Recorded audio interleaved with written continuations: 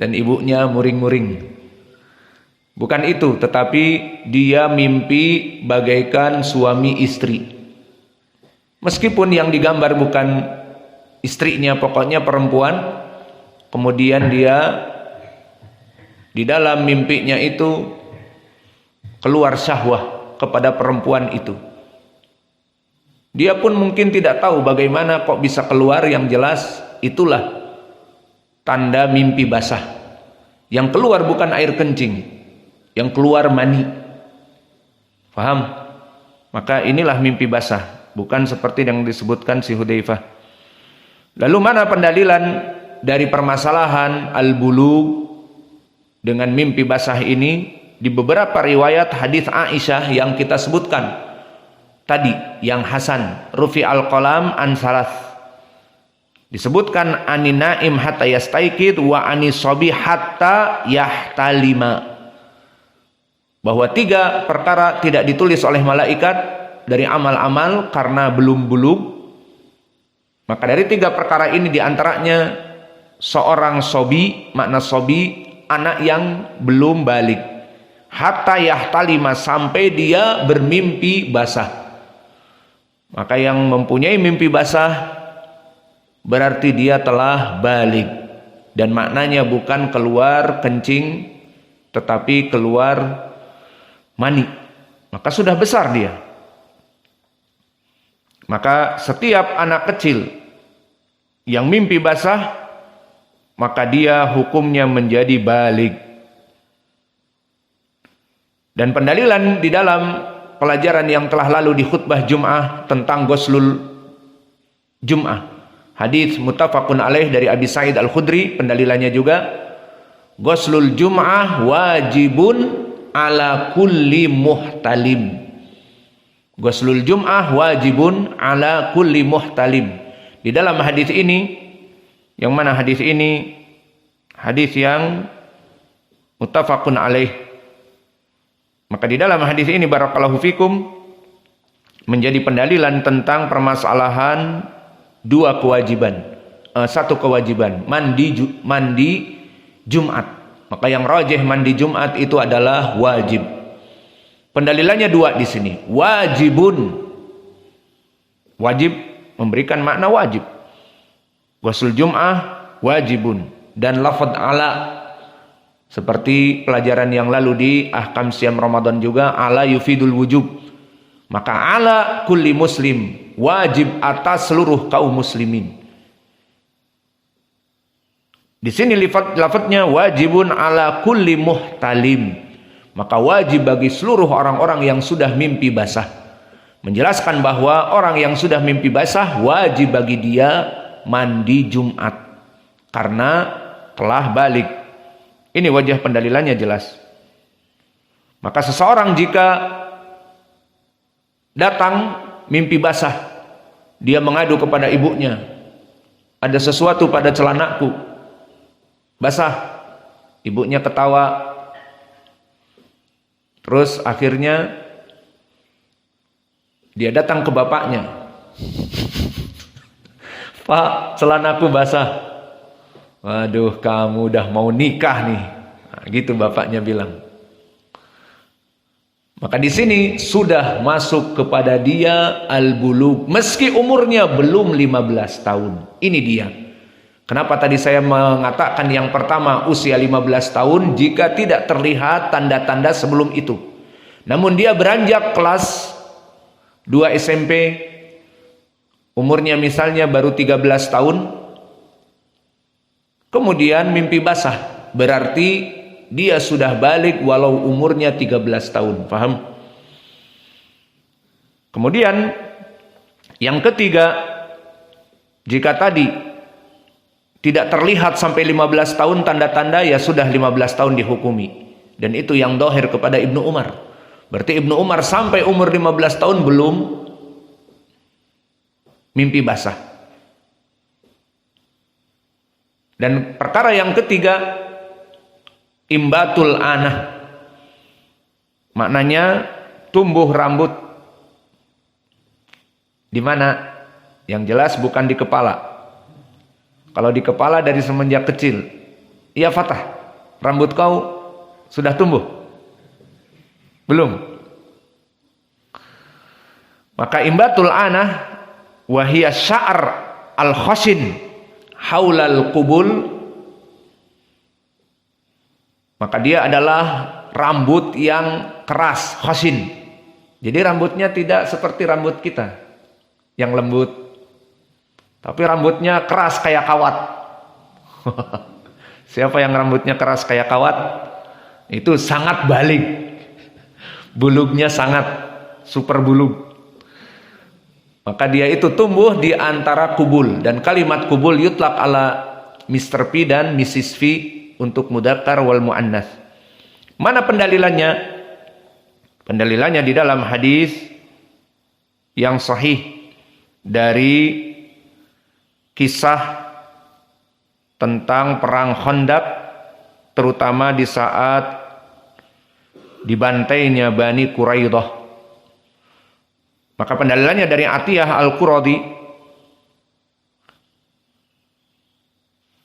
uridna ala Rasulillah sallallahu alaihi wa ala alihi wasallam yauma Quraidah fakana man ambata kutila wa man lam yumbit khulya sabilahu fakuntu fi man lam yumbit fakhaliya sabili.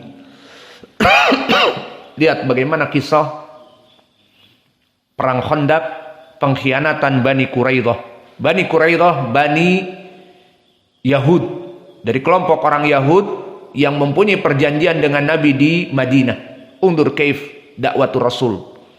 Dakwatur Rasul rahmah. Fahunaka qaumun fi Madinah minal Yahud alladhi yaqul bi Uzair ibnullah au mungkin ma yaqul dalik al-muhim rafad an dinil Islam. Tidak mau masuk kepada Islam. Maka seperti keumuman adilah di hadis yang terdahulu an Ibnu Umar muttafaqun alaih, umirtu an uqatilan nas hatta yaqulu la ilaha illallah. Idan haula ma'dudun bil qatl bil harb ma Rasulillah. Walakin bainahum wa bainan nabi al-aqd. Untuk mereka itu hidup dengan agama mereka. Ini kebiasaan Yahudi. Di saat mereka butuh kepada Nabi, ya sudah menyepakati. Dan mereka dalam keadaan tidak boleh mendakwahkan kepada agama mereka dan tidak boleh berani menyerang kaum muslimin. Ini di saat mereka lemah. Namun di saat perang Khandaq datang puluhan ribu dari Makkah ditambah Jaziratul Arab mengepung Madinah.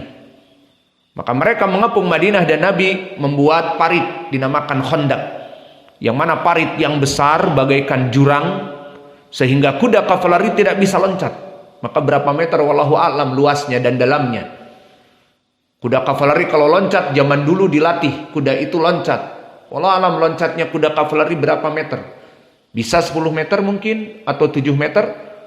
Maka dibuat parit agar kuda itu jika lompat tidak sampai. Terbayang bagaimana besarnya. Dan pasukan artileri yang merayap dan berjalan jelas tidak bisa lompat 7 meter. Maka di sini mereka tidak bisa mengepung Madinah. Lalu mereka berpikir di sana ada batas masuk Madinah yang tidak dibuat lubang oleh Nabi. Di mana? Di desa Bani Quraidah.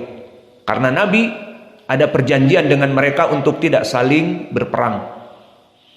Ya sudah, kita masuk saja lewat desa Bani Quraidah. Kan tidak dibuat parit. Tapi Bani Quraidah, orang Yahudi ini mempunyai janji dengan Nabi untuk tidak saling menyerang dan sebagainya. Alah gampang. Mani. Berikan apa yang mereka butuhkan. Karena di sini pasukan besar dan kekayaan yang melimpah yang ada pada mereka. Akhirnya datanglah utusan kepada Bani Quraidah dan yang namanya Yahudi dari zaman Doeloe, ejaan Suwandi zaman dulu.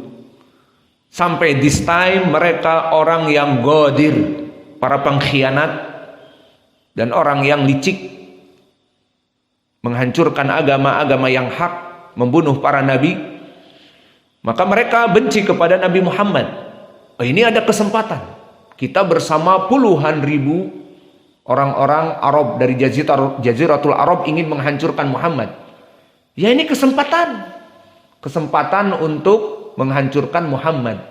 Ya sudah, silahkan masuk dari tempat kami dan Muhammad akan kita bantai bersama. Tetapi Allah yang mengatur semuanya. Wa makaru makrohum wallahu khairul makirin.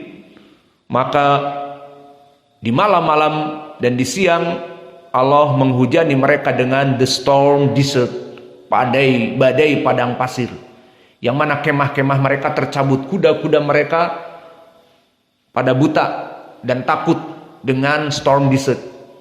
Maka kesusahan mereka berada di sana karena mereka melaksanakan boikot di luar dari batas Khandaq, biar Nabi Muhammad terus-menerus dalam keadaan kelaparan, tidak ada suplai makanan dari luar, tidak ada jual beli dan sebagainya, diboikot.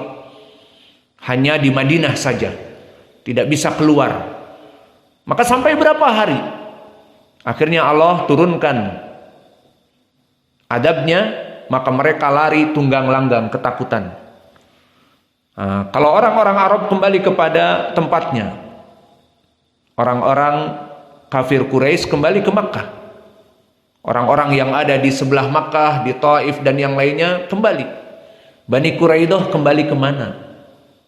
Lihat bagaimana pengkhianatan mereka. Ditinggal oleh orang-orang Arab, ditinggal oleh puluhan ribu serdadu yang akan membelanya, karena dia mengkhianati perjanjian dengan Nabi. Maka setelah mereka pergi semua, Bani Quraidah pusing, mau lari kemana kita? Ke Makkah bukan tempat kita di sini. Itulah pengkhianat. Maka haula khainun yajlisuna fi qaryatihim, wa Nabi Muhammad sallallahu alaihi wasallam fi hadis sahih muttafaqun alaih, la salatal asr aw la salata illa fi Bani Quraidah. Yallah, pada salati duhur alatul ila Bani Quraidah, membawa semua serdadu yang ada di Madinah, maka tidaklah kita salat asar kecuali di Bani Quraidah langsung. Akhirnya diarahkan serdadu yang tadinya tidak jadi perang melawan pasukan Arab dari Khandaq, dari berbagai negeri dikarenakan membuat Khandaq. Maka seluruh pasukan diarahkan ke Bani Quraidah. Dan Bani Quraidah desa kecil. Dan selain itu mereka keluarga. Beda dengan di Madinah, datang dari berbagai daerah mengikuti Nabi, ajaran Nabi. Maka akhirnya datanglah ke Bani Quraidah, dan disebutkan di dalam hadis tadi. Disebutkan oleh Atiyah Al-Quradi, dan dia di sini pada saat itu masih belum balik. Maka Atiyah Al-Quradi, hadisnya dari Nabi, meriwayatkan sebelum balik, menerima hadis dari Nabi ini sebelum balik, namun meriwayatkannya setelah balik. Karena syarat diterima hadis diantaranya sudah balik. Maka dikatakan di saat Yaumu Quraidah, maknanya hari pembantaian orang-orang Yahudi Quraidah, fakana man ambata kutila, maka diperiksa. Sudah ada rambut-rambutnya, kawat-kawatnya, potong leher, karena sudah balik, pengkhianat, sudah tumbuh. Yang jelas tidak semuanya dilihat. Kalau sudah orang 40 tahun ya sudah kelihatan ada jenggot dan sebagainya, ya sudah. Kapan di sini yang dilihat? Seperti orang-orang tadi yang tidak ada jenggot, ini umurnya berapa? Kalau ditanya umur kamu berapa? 15 tahun atau kurang atau lebih, akan berbohong. Terus apakah mimpi basah ada tanda-tandanya? Iya, orang yang mimpi basah udah ada tandanya. Maka tampang